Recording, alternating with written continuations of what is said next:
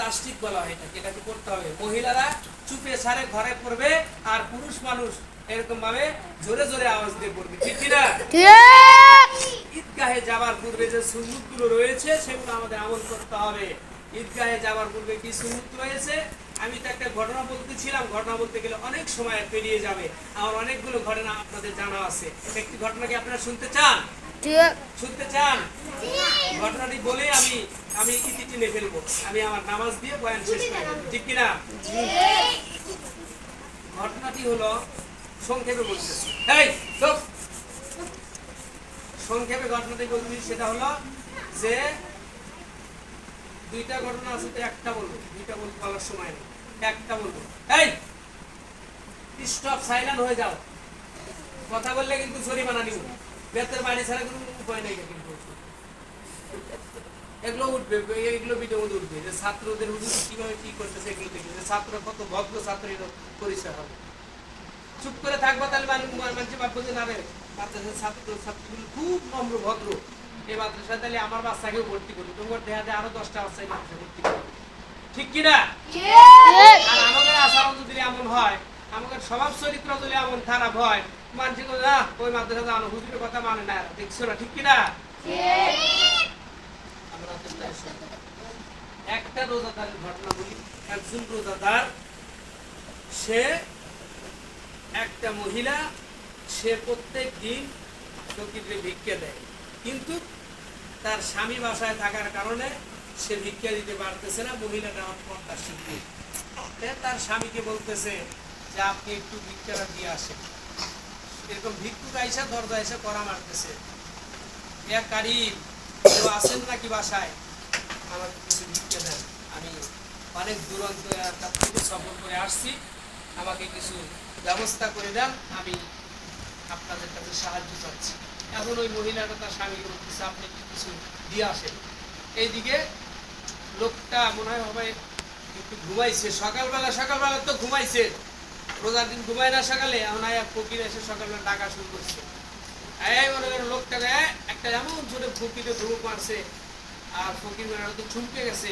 এরপরে আবার ওই মহিলাটা বলতেছে কিছু ভিক্ষে দিয়ে আসো।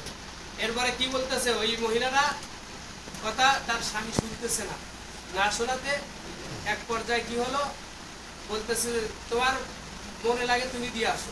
এখন কেউ দিতেছে না।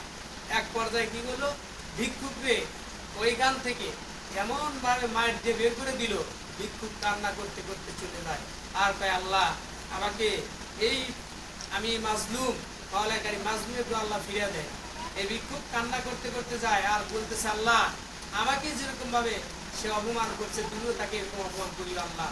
এই কথা বলা মাত্র তাকে আল্লাহ পাক, তার এত অটল সম্পদ ছিল, আল্লাহ তাআলা তাকে গরীব বানিয়ে দিয়েছে, তাকে একবার ফকির বানিয়ে দিয়েছে। শোনোই ঘটনা, এই ঘটনা শেষ করতে দাও, যে সে গরিব হয়ে গেছে গা। গরিব এক পর্যায়ে তাদের স্বামী স্ত্রীর মধ্যে ঝগড়া লেগে গেছে, তুমুল ঝগড়া হওয়াতে এই যে একজন বেচারি মহিলারা ছিল, এই মহিলা বেচারিকে কি করছে, তালাক দিয়ে ফেলেছে। পরহেজগার একটা মেয়ে, ওই মহিলা কান্না করে যে আল্লাহ আমি রোজা রেখেছি, আমার স্বামীকে ভিক্ষে দেওয়ার কথা বলাতে আমার স্বামী আমার উপর জুলুম করলো, জুলুমের স্টিম করলার ছাড়লো, আল্লাহ তুমি বিচার করো।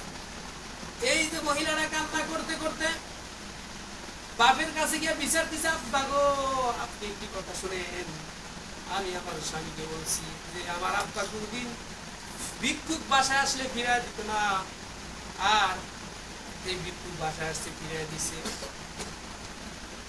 আব্বা আপনি শুনেন কথাগুলো ভালো করিয়া। সে এক পর্যায়ে আমার শরীরের উপর আঘাত করছে, ওই আমাকে বাড়িতে বিদায় করে দিছে। দেখেন আব্বা আপনার কাছে আমি দেখছি, আপনাকে আমি দেখেছি কোনদিন আপনি ফকিরে তাড়ায় দেন নাই। আব্বাও ভদ্র ছিল, আব্বাও খুব খুব পরহেজগার মানুষ ছিল। সে বলতেছে মা তুমি কিছু করো না, নামাজ পড়ো, আল্লাহর কাছে দোয়া করো, একটু ধৈর্য ধারণ করো, আল্লাহ তাআলা তোমার সব ব্যবস্থা করে দিবে। তুমি বসো, একটু নামাজ পড়ে যে নামাজ পড়ি, একটু আল্লাহর কাছে দোয়া করো, আল্লাহ তাআলা তোমার ব্যবস্থা করে দিবে। শোনো একটু একটু কথাগুলো শোনো, আমি শেষ করে দিতেছি, কথা শেষ করে দিচ্ছি। দেখো এই মহিলাটার আর এক জায়গায় বিয়া হইল, এই সে দোয়া করার কারণে আল্লাহ পাক এই মেয়েটাকে আর এক জায়গায় বিয়ের ব্যবস্থা হয়েছে। এই মেয়েটা আর এক জায়গায় বিয়ে হয়ে সেই স্বামীটা ছিল আমার দিনদার পরহেজগার স্বামী ছিল। সেই স্বামীর ঘরে থাকে, স্বামী তাকে ওজুর পানি আগায় দেয়, ওর স্ত্রীকে ওজুর পানি আগায়, স্ত্রীকে পানি টিবল সাইছে এরকম পথ নিয়ে দেওয়ার মধ্যে বালতির মধ্যে পানি দিয়ে তুমি গোসল করো, এরকম ভাবে স্ত্রীর কাজে সহযোগিতা করে। এমন একজন পুরুষ পাইয়া মহিলাটা ধন্য হয়ে গেছে। একদিন হঠাৎ করে এই মহিলা দ্বিতীয় বিয়ার স্বামীর সাথে ঘর সংসার ভালোভাবে করতেছিল। হঠাৎ করে ওই যে প্রথম স্বামী যে অহংকার করিয়া ভিক্ষুককে যে ভিক্ষা দিয়েছিল, ওই ভিক্ষুকটা চলে আসছে। ওই যে স্বামীকে আল্লাহ গরিব বানায় দিয়েছে, সে এমন গরিব হয়েছে, গরিব হওয়াতে সে ভিক্ষার জন্য মানুষের বাড়ি বাড়ি যায়। দেখো আল্লাহ বা কি করে, আল্লাহ কি করতে পারে। দেখো আল্লাহ তাআলা কইছিলেন, ঠিক আছে তুই অহংকার করছো, ভিক্ষুকে ই করছো, আমি তো ফকির বানায় হের দরকার পাঠাবো। এই স্বামী তার বাসায় এসে ভিক্ষা করে। এখন যে দ্বিতীয় স্বামীর সাথে সংসার করতেছে, দেখতে হঠাৎ করে একজন ফকির কাগজ দরকার আসছে। আসার পর দেখতেছে যে কি ব্যাপার, ফকির বেচারা বলতে ঠিক আছে স্যার খাবারের ব্যবস্থা করে দাও, ওই স্বামী একটা খাবারের ব্যবস্থা করে দাও, ঠিক আছে খাবারের ব্যবস্থা করে দিচ্ছি, খাইছে। আর এইদিকে পর্দার ফাঁক দিয়ে আবার ওই মহিলাটা ওই ওই বেচারার দিকে তাকাইছে, তাকাইরা ওরকম ভাবে মুখের সাথে বালিশটা লাগা কান্না করতেছে আর করতেছে, এই স্বামী তো আমাকে সে আমাকে কি করেছিল, ফকির ভিক্ষা দিতে আমাকে উপহার করেছিল, মারপিট করছিল, সে তো আজকে আসছে।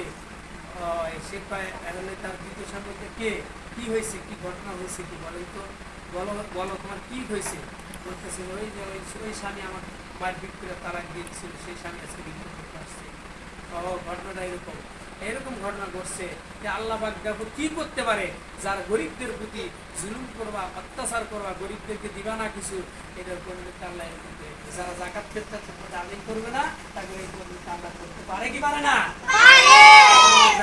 কথা শেষ, কারণ আমি নামাজের ভিডিওটা দিয়ে মাসলা শেষ করে দিই।